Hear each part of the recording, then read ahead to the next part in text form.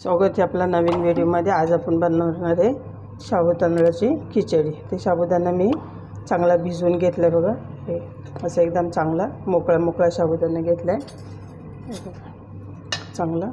त्याच्यासाठी एक बटाटा बारीक असा कापून घेतलाय, चांगला धुवून बिवून ठेवलाय, पाण्यामध्ये ठेवलाय काळा नाही पडावा म्हणून। शेंगदाणे घेतले तर भाजून कूट करून घेतलाय, 2-3 मिरच्या बारीक कट करून, मीठ आणि जिरं, तेल। आता आपण खिचडी बनवायला घेऊ। तेल गरम झाले आपलं, आता आपण त्याच्यामध्ये थोडं जिरं टाकू फोडणीसाठी। आणि पहिला हा बटाटा, आपण कच्चा बटाटा आहे तर आपल्याला पहिला हा थोडासा तळून घ्यायला पाहिजे।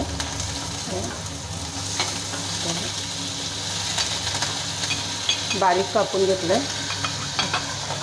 तर थोडा बटाटा आपल्याला तळून घ्यायचा तेलात,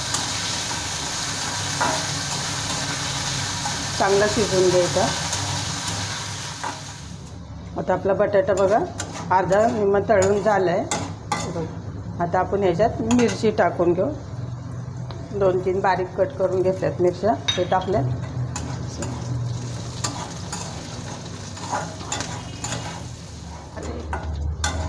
आता हे आपण नाश्त्याला बनवायचे ना आपल्याला, त्याच्यामुळे मी जिरं फोडणीला टाकले। कोण जिरं पण उपासाला खातात, कोण खात नाही। ज्यांना उपासासाठी करायची त्यांनी जिरं नाही टाकायचं। आता मिरची पण झाली आपली। आता आपण ह्याच्यामध्ये साबुदाणा टाकू, असं चांगलं भिजवून घेतलं। आता 3-4 तास चांगलं भिजवून घेतलं ते साबुदाणा। आणि हा शेंगदाण्याचा कूट एक छोटी वाटी टाकली। आणि आपल्याला आता हे मीठ टाकायचं चवीप्रमाणे, जेवढं पाहिजे तेवढं नंतर टाकायला वाटतं तो। आता हे चांगलं हलवून घ्यायचं।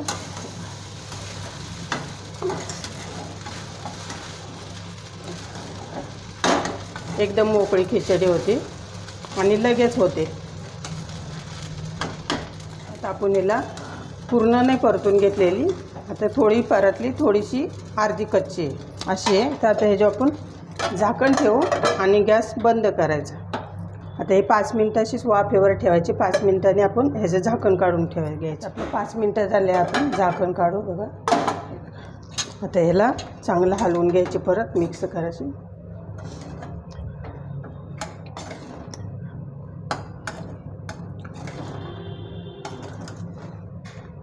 कशी मोकळी झाली, एकदम चिकट पण नाही झाली, काय नाही। आता आपण ह्याला प्लेटमध्ये काढून घेऊ।